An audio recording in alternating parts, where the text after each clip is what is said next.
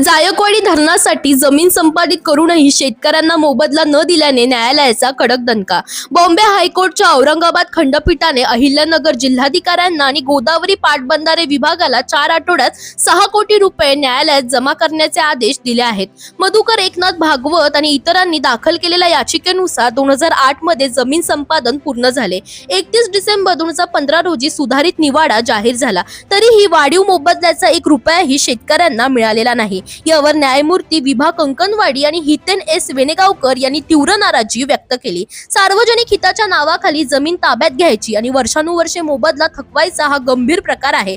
ताबा घेताना मोबदला न दिल्याने व्याजाचा बोजा वाढतो आणि शेवटी सरकारी तिजोरीवरच भार पडतो, असे न्यायालयाने स्पष्ट केले। 1960-70च्या दशकात गोदावरी नदीपात्रातील 17 गावे आणि सुमारे 7900 हेक्टर जमीन जायकवाडी धरणासाठी संपादित करण्यात आली।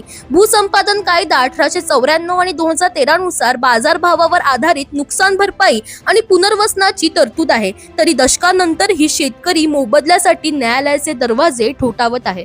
याबाबत तुम्हाला काय वाटतं आम्हाला कमेंटमध्ये नक्की सांगा आणि इंडिया लीडरला फॉलो करायला विसरू नका।